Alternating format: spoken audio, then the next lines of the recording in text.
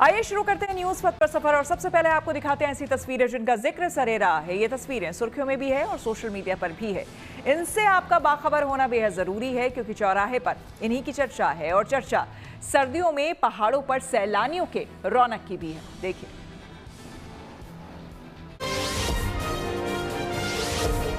दिल्ली के भारत मंडपम में वीर बाल दिवस मनाया गया। इस कार्यक्रम में पीएम मोदी भी शामिल हुए। इसमें बड़ी तादाद में स्कूली बच्चों ने हिस्सा लिया। इस मौके पर यहाँ वो बच्चे भी थे जिन्हें इस साल राष्ट्रीय बाल पुरस्कार से सम्मानित किया गया। कार्यक्रम में गुरु गोविंद सिंह जी के साहिबजादों जोरावर सिंह और बाबा फतेह सिंह के अद्वितीय बलिदान पर एक वीडियो भी दिखाई गई। पीएम मोदी ने यहाँ बच्चों से बातचीत की और उन्हें संबोधित भी किया। उन्होंने नई पीढ़ी पर भरोसा जताते हुए कहा कि जेन जी, जेन अल्फा, आपकी जनरेशन ही भारत को विकसित भारत के लक्ष्य तक ले जाएगी। साथ ही उन्होंने बच्चों को शॉर्ट टर्म पॉपुलैरिटी की चमक दमक से दूर रहने की नसीहत भी दी। विश्व कल्याण के लिए देवघर के बाबा वैद्यनाथ मंदिर में एक अनूठी परंपरा निभाई गई। यहाँ ज्योतिर्लिंग का गंगोत्री के गंगा जल से अभिषेक किया गया।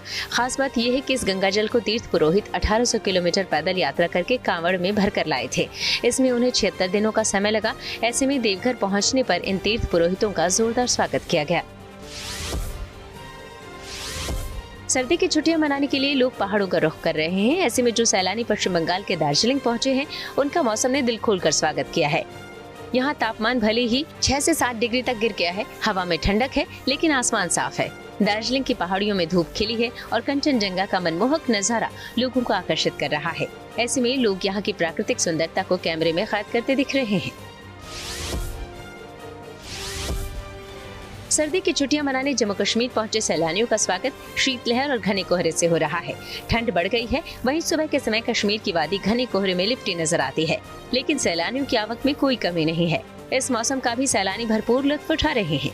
कोई यहाँ के डल झील में शिकारी की सवारी कर रहे हैं, तो कोई नाव पर अंगीठी पर हाथ सेकते हुए सर्द मौसम का आनंद ले रहे हैं। ट्रैकिंग के शौकीनों के लिए इन दिनों उत्तराखंड के जोशीमठ में लॉर्ड कर्जन क्वारी पास ट्रैक पसंदीदा जगह बनी हुई है। यहाँ सैलानियों की खूब भीड़ देखी जा रही है। हालांकि इस बार यहाँ अभी तक बर्फबारी नहीं हुई है, लेकिन लोग यहाँ की मनोरम वादी का खूब आनंद ले रहे हैं। और अब बात करते हैं बाल पुरस्कार की। वीर बाल दिवस पर देश के 20 बच्चों को उनके साहसिक कार्यों, स्पोर्ट्स, साइंस और आर्ट्स के फील्ड में सराहनीय योगदान के लिए राष्ट्रीय बाल पुरस्कार दिए गए। वैभव सूर्यवंशी को क्रिकेट, शतरंज खिलाड़ी वाका लक्ष्मी प्रज्ञा को खेल, जूडो खिलाड़ी योगिता मंडावी को खेल, फुटबॉलर अनुष्का को खेल, पूजा को पर्यावरण, तबला वादक सुमन सरकार को कला और तमिलनाडु के ब्योमा और बिहार के कमलेश कुमार का पुरस्कार उनके माता पिता ने लिया है।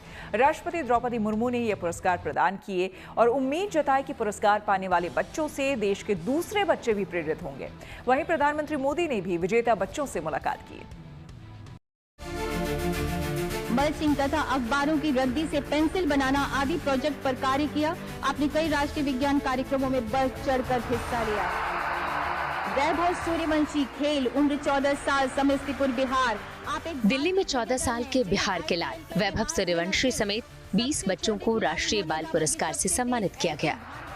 राष्ट्रपति द्रौपदी मुर्मू ने बच्चों को कला, संस्कृति, खेल और इनोवेशन समेत अलग अलग क्षेत्रों में कमाल करने वाले बच्चों को पुरस्कार से नवाजा।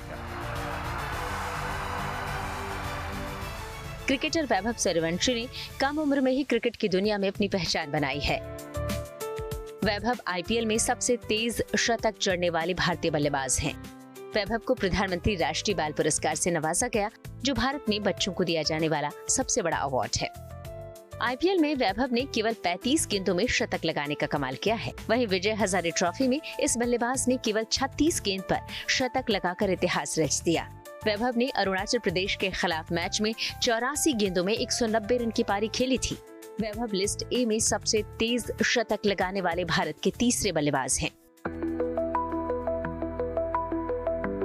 राष्ट्रपति भवन में मौजूद रहने की वजह से वैभव सूर्यवंशी बिहार की ओर से विजय हजारे ट्रॉफी में दूसरा मुकाबला नहीं खेल पाए। ऐसे में वैभव की बैटिंग देखने का फैंस को शुक्रवार को मौका नहीं मिला। शुक्रवार को बिहार का सामना मणिपुर से हुआ। वैभव को पुरस्कार मिलने पर बीसीसीआई ने उन्हें बधाई दी। बीसीसीआई ने प्लेटफॉर्म एक्स पर पोस्ट लिखा। हमारे विस्फोटक युवा बल्लेबाज वैभव सूर्यवंशी को भारत की माननीय राष्ट्रपति श्रीमती द्रौपदी मुर्मू द्वारा प्रधानमंत्री राष्ट्रीय बाल पुरस्कार से सम्मानित किए जाने पर बहुत बहुत बधाई। पंजाब, आप एक किसान के बेटे हैं। ऑपरेशन सिंदूर के दौरान आपने असाधारण साहस दिखाते हुए गजब का जोखिम उठाते हुए राष्ट्रीय बाल पुरस्कार पाने वाले बच्चों में ऑपरेशन सिंदूर के दौरान बॉर्डर पर जवानों को चाय नाश्ता देने वाले फिरोजपुर के श्रवण सिंह भी शामिल हैं। श्रवण सिंह पंजाब के सरहदी जिला फिरोजपुर के सीमावर्ती गांव चकतरावाली के रहने वाले हैं। हमारे जब मिशन सिंदूर शुरू हुआ था, हमारे गांव में फौजी आए थे जब पाकिस्तान के लड़ाई हो रही थी, और हमारे फौजी आए थे उधर, और वो हमारे लिए रक्षा के लिए आए थे। फिर मैंने सोचा चलो उनकी अभी सेवा करते हैं। फिर मैं दूध, चाय, लस्सी, बर्फ लेके जाता था उनके लिए रोज। कैसा लग रहा है जब आपको अवार्ड मिल रहा है? मुझे बहुत अच्छा लग रहा है, मुझे अवार्ड मिला, मैंने सपने भी नहीं सोचा था। श्रवण सिंह को पुरस्कार मिलने पर पंजाब के मुख्यमंत्री भगवंत मान ने कहा कि ये पंजाबियों के लिए बड़े गर्व की बात है। उन्होंने सोशल मीडिया एक्स पर लिखा, हमारे गुरुओं द्वारा दी गई शिक्षाओं पर चलते हुए ऑपरेशन सिंदूर के दौरान श्रवण सिंह ने घर से चाय, पानी और भोजन लाकर सैनिकों की जो सेवा की वो काबिल तारीफ है। बच्चे के देश के प्रति हौसले और जज्बे को सलाम है। अर्नब अनुप्रिया महर्षि, विज्ञान एवं तकनीक, उम्र 17 साल, औरंगाबाद, महाराष्ट्र के 17 साल के अर्णव महर्षि को साइंस कैटेगरी में पुरस्कार मिला। उन्हें ये पुरस्कार 2 इनोवेशन के लिए इनोवेशन कैटेगरी में मिला है। उनमें से एक पैरालिसिस से ग्रस्त मरीजों की उंगलियों और हाथों के मूवमेंट में मदद करते हैं। इनको भारत सरकार ने पेटेंट और कॉपीराइट भी किया है। मुझे ये पुरस्कार इनोवेशन की कैटेगरी में मिला है मेरे 2 इनोवेशंस के लिए, जो पैरालिसिस पेशेंट्स और सेरेब्रल पॉल्सी पेशेंट्स की रिकवरी को बेहतर और फास्टर करने के लिए है। और मुझे इधर आकर राष्ट्रपति से ये अवार्ड मिलकर बड़ी खुशी होती है, बहुत एक्साइटमेंट है। सभी अवार्डीज को ये मुझे लगता है सेम भावना है। पूजा, पर्यावरण, उम्र 17 साल, बाराबंकी, उत्तर प्रदेश के बाराबंकी की रहने वाली 17 साल की पूजा को पर्यावरण के क्षेत्र में पुरस्कार मिला। पूजा के पिता मजदूर हैं और मां सरकारी स्कूल में खाना बनाती हैं। पूजा ने एक बिना धूल वाली थ्रेसर मशीन बनाई है जो वायु प्रदूषण रोकने में कारगर है। मैंने इनोवेशन किया है। जैसे हमारा देश भारत कृषि प्रधान देश है, गेहूं जैसी मुख्य फसल की कटाई के लिए प्रयोग होने वाले महत्वपूर्ण यंत्र, जब थ्रेशर से गेहूं की कटाई होती है तो भूसे के साथ जो निकलने वाली धूल होती है हमारे वातावरण को और स्वास्थ्य को बहुत नुकसान पहुंचाती है। उसी धूल को मैंने रोकने के लिए थ्रेशर मशीन बनाई थी। सर थ्रेशर में हम लोग गाँव में रहते हैं क्योंकि स्कूल में हमारे चारों ओर खेत बने हुए हैं, तो उसकी धूल हमारे स्कूल में आ रही थी, जिसके कारण हम लोगों को पढ़ने लिखने में, सांस लेने में खांसी आनी थी, बहुत दिक्कतें होती थी। इन सब परिस्थितियों को देखते हुए फिर अपने राजीव श्रीवास्तव सर से बोला कि सर इसके लिए हम क्या करें। तो मैंने कहा सर जैसे इसके सामने हम एक झोला लगा दें, हो सकता है धूल रुक जाए। सर ने बोला हाँ बेटा झोला लगा सकते हो, बट तुम्हारे पास इतना बड़ा झोला नहीं तो तुम लगाओगे। हम सोचते रहे कई दिन तक, लेकिन जब मैंने एक दिन माँ को चलनी से गेहूं का आटा चालते हुए देखा तब हमारे समझ में आया कि जब आटा चाले थे तो जितना महीन था वो नीचे गिर रहा था और जितना बड़ा था वो जाली में ऊपर रुका था। तब हमारे समझ में आया कि इसके बीच में हम एक जाली लगा दे। तो सर जो घर वर बनते हैं तो मॉडर्न चालने वाला चलना होता है, वो चलना मैं खेत को लेकर गई अपने राजीव श्रीवास्तव सर के सामने और 2-4 बच्चों को लेकर गई। उसके सामने मैंने थ्रेसर के सामने खड़ा किया चलना, तो जितना भूसा बड़ा था वो आगे गिर रहा था और जितनी धूल थी उस पर निकल कर दूसरों के खेत में जा रही थी। तो मैंने भूसे से धूल का अलग कर लिया। तमाम चुनौतियों को आपने अपने हौसले से धराशायी। आंध्र प्रदेश की 17 साल की शिवानी होसरू उपरा दिव्यांग पैरा एथलीट है। खेल के क्षेत्र में उत्कृष्टता के लिए बाल पुरस्कार से सम्मानित किया गया। शिवानी ने जेवलिन में देश के लिए 3 गोल्ड मेडल जीते हैं। मैं शॉटपुट जैवलिन खेलती हूँ और मैं इंडिया के लिए 3 गोल्ड मेडल लाई हूँ। और अभी मेरे को ये अवार्ड मिल रहा है तो बहुत खुशी हो रही है, मैंने कभी नहीं सोचा था। अनुष्का कुमारी खेल, उम्र 14 साल, रांची, झारखंड। झारखंड की 14 साल की फुटबॉलर अनुष्का को खेल कैटेगरी में सम्मानित किया गया। अनुष्का की मां दिहाड़ी मजदूर हैं और पिता बीमार रहते हैं। कठिन परिस्थितियों के बावजूद अनुष्का ने फुटबॉल में अपनी पहचान बनाई और वर्तमान में वो अंडर 17 महिला फुटबॉल टीम का हिस्सा है। बिहार के कैमूर जिले के वीर बालक कमलेश कुमार को मरणोपरांत उसके साहस के लिए पुरस्कृत किया गया। कमलेश ने दुर्गावती नदी में डूब रहे बच्चे की जान बचाते हुए जान गंवाई थी। इस बहादुरी के लिए कमलेश को बाल पुरस्कार दिया गया, जो उनके पिता दुखे शाह ने रिसीव किया।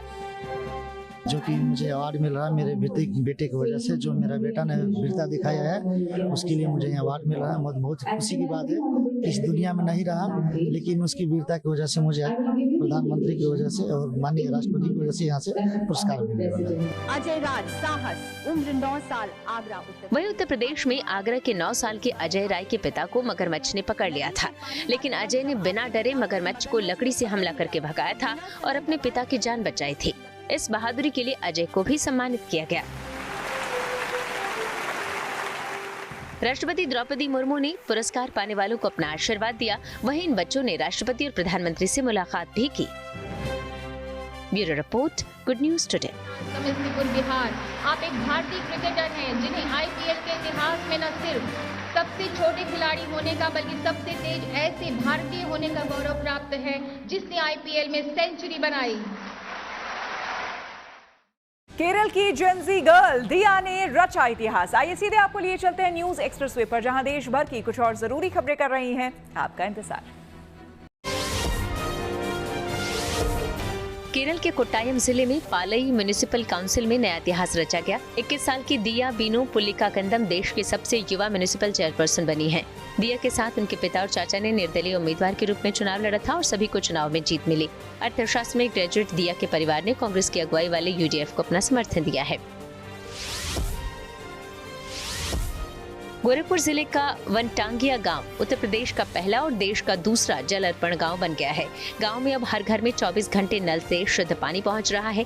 गोरखपुर से सांसद रवि किशन की मौजूदगी में इस उपलब्धि को एक विशेष जल अर्पण कार्यक्रम के साथ मनाया गया, जहां ग्राम पंचायत को जलापूर्ति की जिम्मेदारी सौंपी गई। ये गाँव अब पानी की कमी से जूझने के बजाय जल संरक्षण और लगातार जलापूर्ति के मॉडल के लिए जाना जाएगा, जो मुख्यमंत्री योगी आदित्यनाथ के विशेष प्रयासों का परिणाम है।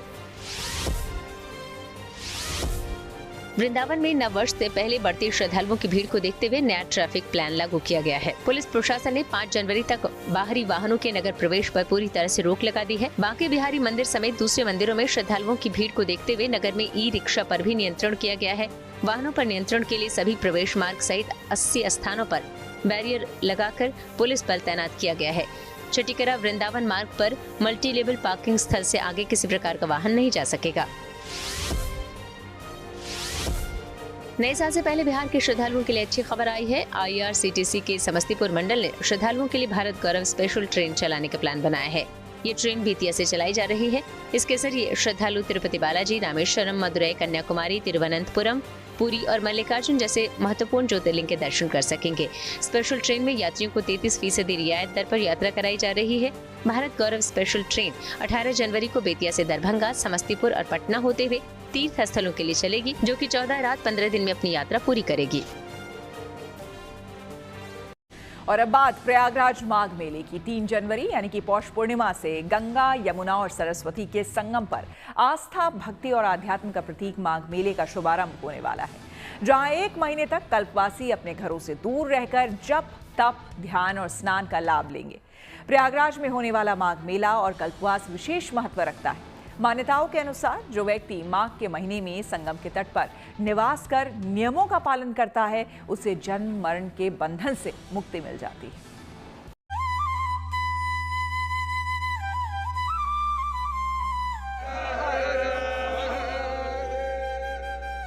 माँ गंगा, सरस, सलिल, यमुना और अदृश्य सरस्वती की पवित्र त्रिवेणी में डुबकी लगाने भर से जीवन के सारे पाप नष्ट हो जाते हैं। ऋग्वेद के खिल सूक्त में कहा गया है,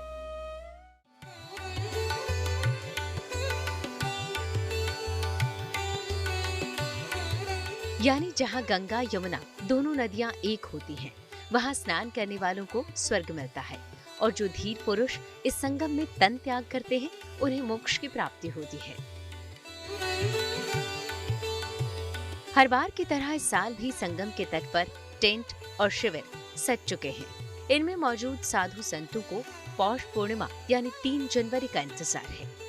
तीर्थराज प्रयाग में गंगा, यमुना और सरस्वती के संगम पर आस्था, भक्ति और आध्यात्म के प्रतीक माघ मेले का आरंभ होगा, जो माघ पूर्णिमा 1 फरवरी तक चलेगा। आध्यात्मिक शुद्धि, संयम और मोक्ष प्राप्ति की तपस्या के सबसे बड़े मिसाल कल्पवासी भी बड़ी संख्या में संगम नगरी पहुंचना शुरू कर चुके हैं। पूरे विश्व में कल्पवास करने का विधान केवल प्रयागराज में ही है। माघ मेले के दौरान गंगा यमुना के पावन संगम तट पर नियम, संयम और साधना के साथ निवास करने की परंपरा कल्पवास कहलाती है। प्रयागराज के संगम क्षेत्र में बिताए जाने वाले 1 महीने की अवधि को कल्पवास कहा जाता है। कल्पवास पौष माह के 11वें दिन से प्रारंभ होकर माघ माह के 12वें दिन तक किया जाता है। वहीं कुछ लोग मकर संक्रांति से भी कल्पवास आरंभ करते हैं। कल्पवासी रोजाना गंगा स्नान करते हैं और मंत्र जाप, कीर्तन, प्रवचन और साधना में लीन रहते हैं। ऐसी मान्यता है कि सूर्य के मकर राशि में प्रवेश करने के साथ शुरू होने वाले 1 महीने के कल्पवास से एक कल्प, जो ब्रह्मा के 1 दिन के बराबर होता है। ऐसी धार्मिक मान्यताएं हैं कि 1 महीने के कल्पवास के दौरान साधक को हजारों यज्ञों के बराबर पुण्य मिलता है और जन्म जन्मांतर के पाप धुल जाते हैं। कल्पवास की अवधि में साधक का मन, शरीर और आत्मा शुद्ध होने की मान्यता है। ऐसा भी मानना है कि संगम तट पर रहकर कल्पवास करने वाले साधक को अपनी इंद्रियों पर नियंत्रण और आध्यात्मिक शक्तियों की प्राप्ति होती है। हालांकि 1 महीने तक कल्पवास कोई आसान काम नहीं है। इसमें कल्पवासी को कड़ा संयम बरतना पड़ता है, जिसमें कल्पवास के दौरान सुबह गंगा स्नान के बाद पूजा अर्चना से कल्पवासियों की दिनचर्या शुरू होती है। शास्त्रों के अनुसार कल्पवासियों को दिन में 3 बार यानी भोर, दोपहर और शाम में गंगा स्नान का नियम है। पूरे दिन में 1 बार भोजन करने का धार्मिक सिद्धांत है। खाने पीने में अरहर की दाल, लहसुन और प्याज जैसी चीजें भी वर्जित हैं। पद्म पुराण में महर्षि दत्तात्रेय ने भी कल्पवास के 21 विधि विधानों का उल्लेख किया है। कल्पवास में सत्यव्रत, अहिंसा, काम क्रोध का त्याग, इंद्रिय संयम, ब्रह्मचर्य पालन, सूर्योदय से पूर्व जागरण, नित्य त्रिकाल गंगा स्नान, मौन, जप तप, सत्संग, हरि कथा श्रवण, एक समय भोजन और निरंतर ईश्वर स्मरण जैसे नियम शामिल हैं। कल्पवासी को संकल्पित क्षेत्र से बाहर न जाने और साधु संतों की सेवा का भी विधान बताया गया है। माघ मेले में गंगा स्नान के बाद कल्पवासी मिट्टी के चूल्हों पर बना भोजन ही खाते हैं। यही वजह है कि संगम किनारे मौजूद कुम्हार कल्पवासियों के लिए गंगा की पवित्र मिट्टी से चूल्हे बना रहे हैं, ताकि पवित्रता और परंपरा के प्रतीक इन मिट्टी के चूल्हों में उपलों और लकड़ी का इस्तेमाल कर अपने लिए भोजन पका सके।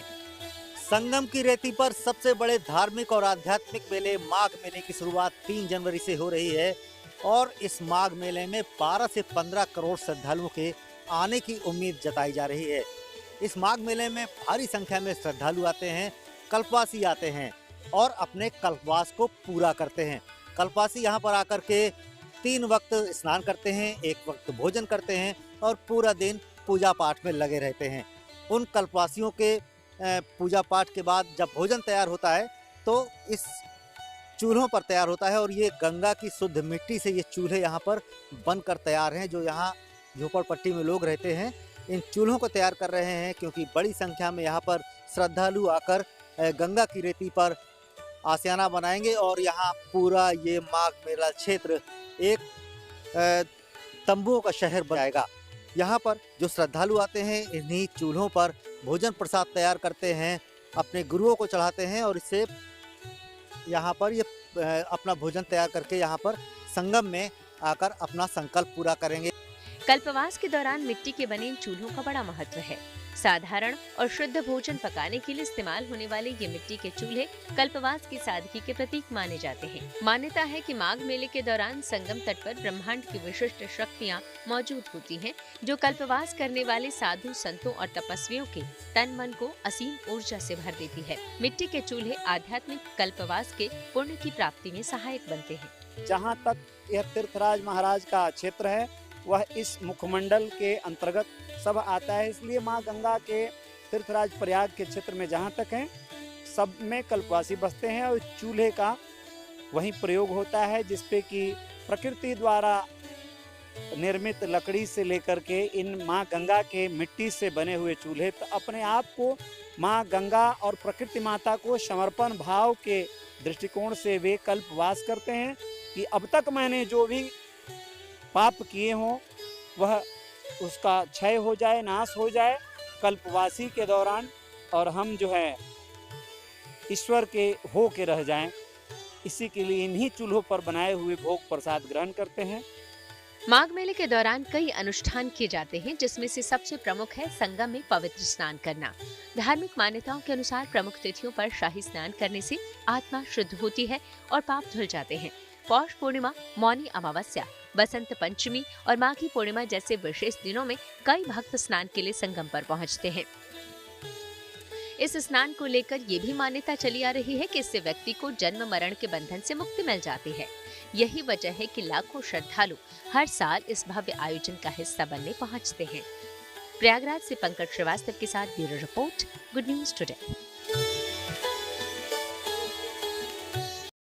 न्यूज पथ पर आगे है धन बाजार, जहां शेयर बाजार से लेकर कारोबार तक की सभी अहम खबरें होती हैं, जिसका सीधा रिश्ता आपकी आमदनी आपकी जेब से होता है। तो तेज रफ्तार खबरों के बीच ये जरूरी खबरें छूट ना जाए, इसलिए सीधे आपको ले चलते हैं धन बाजार। हफ्ते के आखिरी कारोबारी दिन शेयर बाजार में गिरावट देखने को मिली। शुक्रवार को सेंसेक्स 367 अंक गिरकर 85,041 पर बंद हुआ। वहीं निफ्टी भी 100 अंक फिसला, ये गिरकर 26,042 पर आ गया। सोने चांदी की कीमतों में फिर उछाल आई। शुक्रवार को दिल्ली सराफा बाजार में सोना 1500 रुपए महंगा हुआ। इसके साथ ही दिल्ली में 10 ग्राम सोने की कीमत बढ़कर 1,42,300 रुपए के नए रिकॉर्ड पर पहुंच गई। वहीं चांदी ने भी 9,350 रुपए की छलांग लगाई। इसके साथ अब दिल्ली में 1 किलो चांदी की कीमत बढ़कर 2,36,350 रुपए के रिकॉर्ड स्तर पर पहुंच गई। शुक्रवार को डॉलर के मुकाबले रुपया फिसल गया। इसमें 15 पैसे की गिरावट आई। इस तरह $1 के मुकाबले रुपए की कीमत 89 रुपए 86 पैसे हो गई। महिंद्रा अपनी नई XUV 7XO को नए साल की शुरुआत में पेश करने वाली है। इससे पहले कंपनी ने इसका नया टीजर जारी किया है, जिसमें कई नए बदलाव देखने को मिल रहे हैं।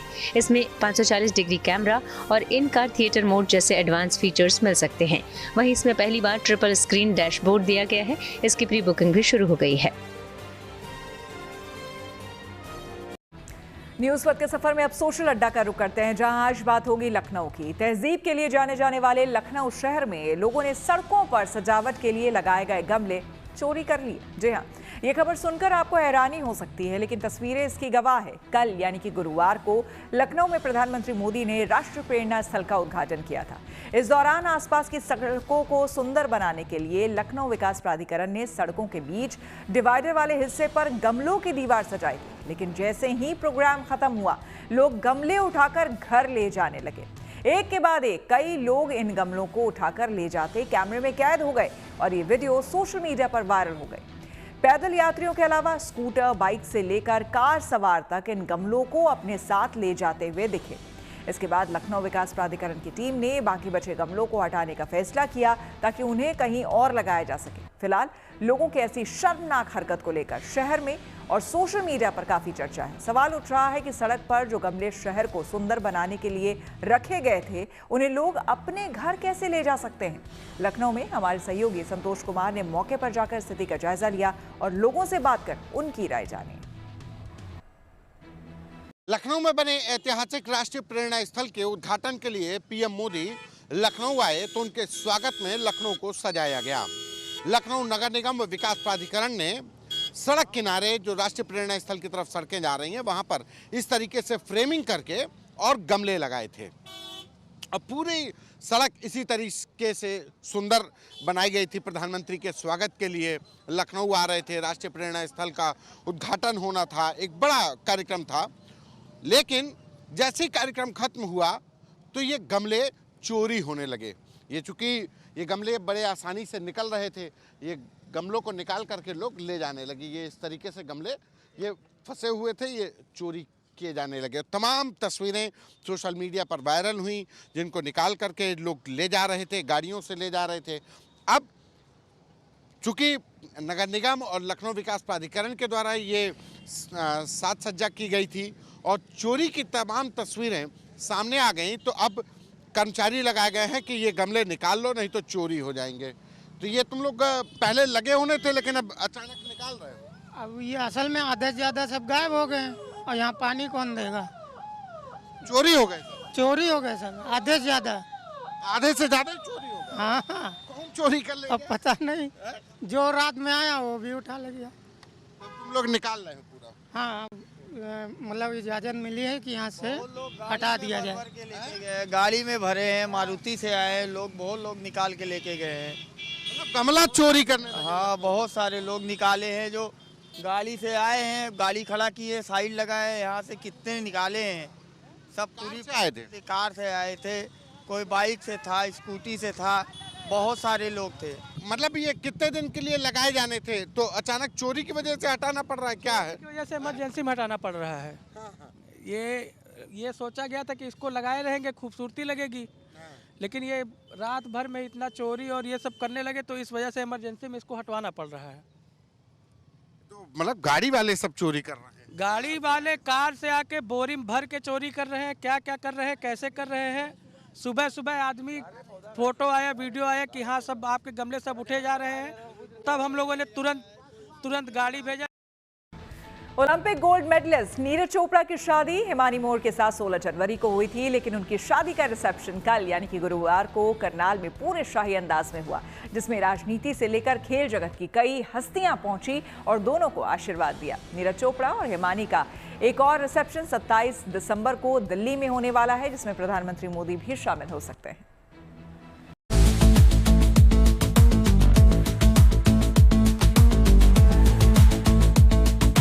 दो खिलाड़ियों का अद्भुत मिलन, एक जेवलिन थ्रो का सितारा तो दूसरी टेनिस की चैंपियन। दो सितारों के जमीन पर इस मिलन का समा तो अद्भुत होना ही था। फूलों से सजा माहौल, मध्यम मध्यम बजता संगीत, एक से बढ़कर एक मेहमान। शाही अंदाज में Olympic gold medallist Neeraj Chopra और हिमानी मोर की जब एंट्री हुई तो जो जहां था वहीं खड़ा होकर बस देखता रह गया। बिल्कुल राजसी अंदाज में नीरज और हिमानी का रिसेप्शन कल रात यानी गुरुवार को हरियाणा के करनाल के द ईडन होटल में हुआ। नीरज हिमानी के रिसेप्शन पार्टी में हरियाणा की राजनीति, प्रशासन, कलाकार और खेल जगत की बड़ी हस्तियों ने शिरकत की। मुख्यमंत्री नायब सिंह सैनी ने नीरज चोपड़ा और उनकी पत्नी को एक बुके और भगवान श्री राम की प्रतिमा भेंट कर आशीर्वाद दिया। सीएम नायब सिंह बिल्कुल अलग अंदाज में भगवा पगड़ी पहनकर इवेंट में पहुंचे। इसके अलावा बीजेपी प्रदेश अध्यक्ष मोहन लाल बडौली और विधानसभा स्पीकर हरविंदर कल्याण भी दूल्हा दुल्हन को आशीर्वाद देने पहुंचे। नीरज और हिमानी की शादी 16 जनवरी को हिमाचल प्रदेश में हुई थी। बहरहाल करनाल में हुए रिसेप्शन कार्यक्रम में भी जोरदार रंग चढ़ा।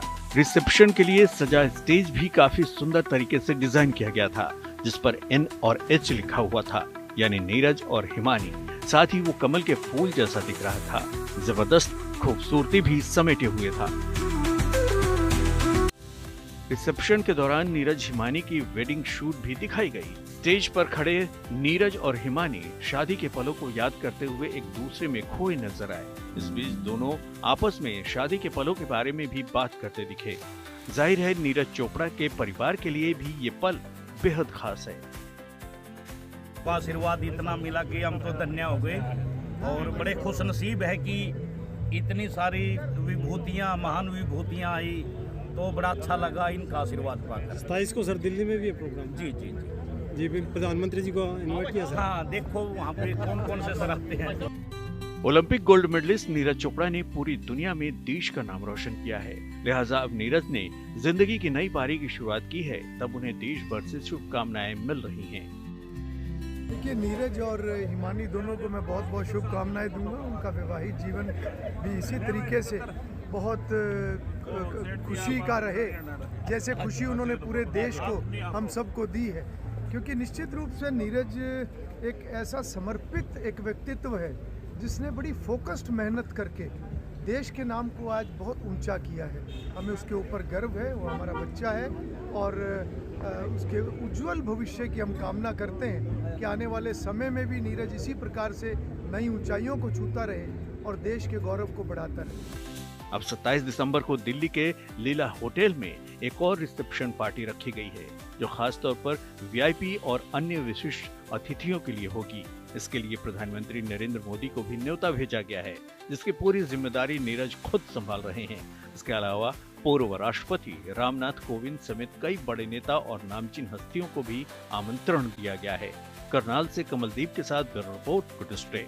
क्रिसमस के बाद लोगों को सबसे ज्यादा जिसका इंतजार रहता है वो है नए साल के स्वागत का, वो धूम धड़ाके के साथ, क्योंकि लोगों का मानना है कि साल का पहला दिन अगर अच्छा बीते, यानी कि शुरुआत अगर अच्छी हो तो पूरा साल अच्छे से गुजरता है। इसलिए ज्यादातर लोग टूरिस्ट डेस्टिनेशंस का रुख करते हैं ताकि बड़े दिन की छुट्टियां और नए साल का जश्न पूरे उत्साह के साथ मनाया जा सके। इसलिए अभी से ही पर्यटन स्थलों पर सैलानियों की भीड़ बढ़ने लगी है। होटल और रिजॉर्ट अभी से फुल हो चुके हैं। नए साल के जश्न की तैयारियां भी जोर शोर से की जा रही हैं।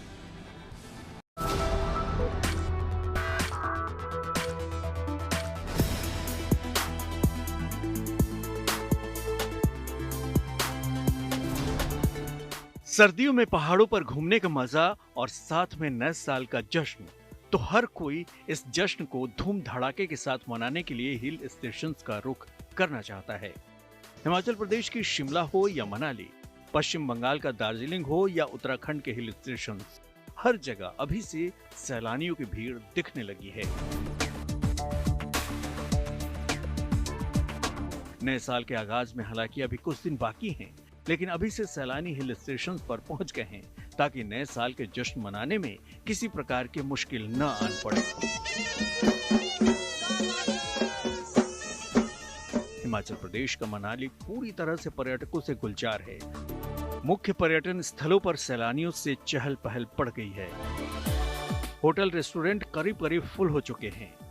प्राकृतिक खूबसूरती, सुकून और ठंडक के लिए फेमस पहाड़ी जगहें हर किसी को आकर्षित करती हैं।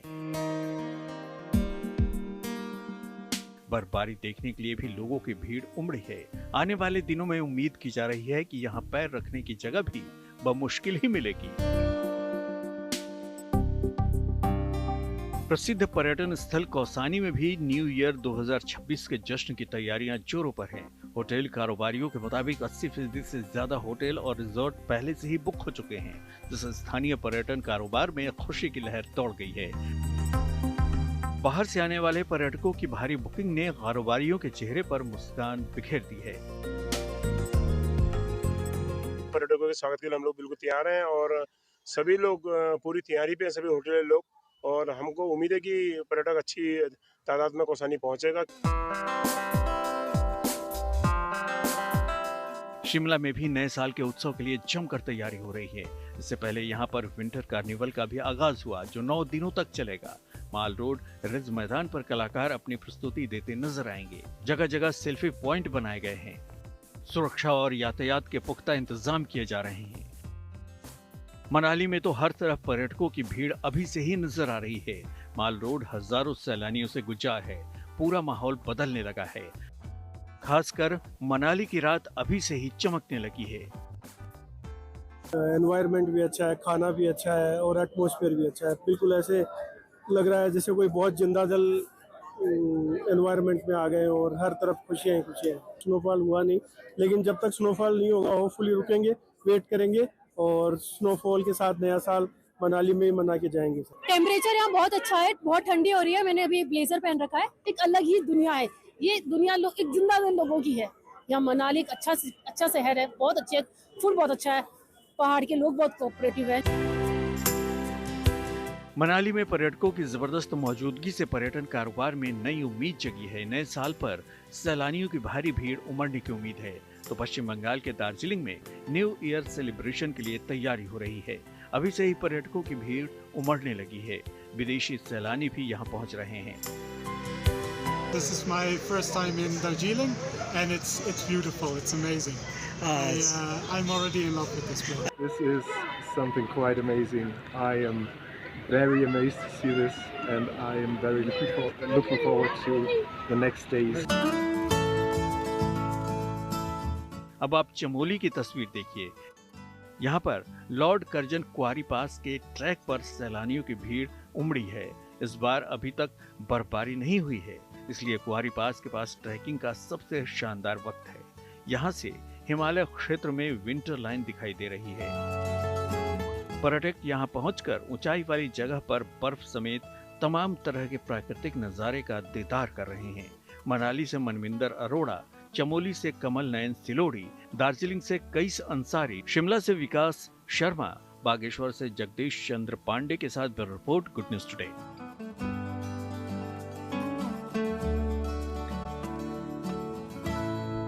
विराट कोहली के नाम जुड़ा एक और वर्ल्ड रिकॉर्ड। जी हां, खेल जगत से जुड़ी ऐसी इंटरेस्टिंग खबरों को जानने के लिए आइए सीधे चलें खेल चक्कर। विराट कोहली के नाम एक और वर्ल्ड रिकॉर्ड जुड़ गया है। वो लिस्ट क्रिकेट के इतिहास में सबसे ज्यादा औसत रखने वाले बल्लेबाज बन गए हैं। इससे पहले ये रिकॉर्ड ऑस्ट्रेलिया के महान बल्लेबाज माइकल बेवन के नाम था। विराट कोहली ने आज विजय हजारे ट्रॉफी में गुजरात के खिलाफ 77 रनों की शानदार पारी खेली। इसके साथ ही उनका एवरेज स्ट्राइक रेट 57.87 हो गया, जो सबसे ज्यादा है। उन्होंने ऑस्ट्रेलिया बल्लेबाज माइकल बेवन को पीछे छोड़ा है, जिनका एवरेज स्ट्राइक रेट 57.86 था। भारत और श्रीलंका के बीच तीसरा विमेन T20 मुकाबला तिरुवनंतपुरम में खेला जा रहा है। टॉस जीतकर भारतीय कप्तान हरमनप्रीत कौर ने पहले गेंदबाजी का फैसला लिया। टीम इंडिया की प्लेइंग 11 में आज 2 बदलाव किए गए हैं। स्नेह राणा और अरुंधति रेड्डी की जगह रेणुका सिंह और दीप्ति शर्मा को चुना गया है। श्रीलंका की प्लेइंग 11 में भी 3 तब्दीली हुई है। इनमें इमेशा दुलानी और निमिषा मधुशनी को मौका दिया गया है। निमिषा इस मुकाबले से T20I डेब्यू कर रही हैं। राजस्थान में भरतपुर के 19 वर्षीय पैरालंपिक शूटर रुद्रांश खंडेलवाल को भारत सरकार ने अर्जुन अवार्ड के लिए चुना है। रुद्रांश दिव्यांग है। जब वो महज 8 साल के थे तब एक शादी समारोह में पटाखों से घायल हो गए थे और इलाज के दौरान उनका लेफ्ट साइड का पैर काटना पड़ गया था, लेकिन उन्होंने हिम्मत नहीं हारी और पैरा शूटिंग को अपना करियर बनाया। रुद्रांश अर्जुन अवार्ड पाने वाले सबसे कम उम्र के खिलाड़ी होंगे। वो पैरालंपिक 2020 में गोल्ड मेडलिस्ट भी हैं और उन्हें मेजर ध्यानचंद खेल रत्न अवार्ड भी मिला है। उन्होंने 4 बार वर्ल्ड रिकॉर्ड तोड़ा है और 2023 में 50 मीटर शूटिंग इवेंट में पहला रैंक हासिल किया है। हरियाणा के करनाल में नीरज चोपड़ा और उनकी पत्नी हिमानी की रिसेप्शन पार्टी में नेताओं से लेकर खिलाड़ी तक मेहमान बने। Para javelin thrower Navdeep Singh भी उन्हें मुबारकबाद देने पहुंचे थे। उन्होंने नीरज को बुके और उपहार दिया, साथ में तस्वीरें भी खिंचवाई। नीरज चोपड़ा की शादी इसी साल 16 जनवरी को हिमाचल में हुई थी।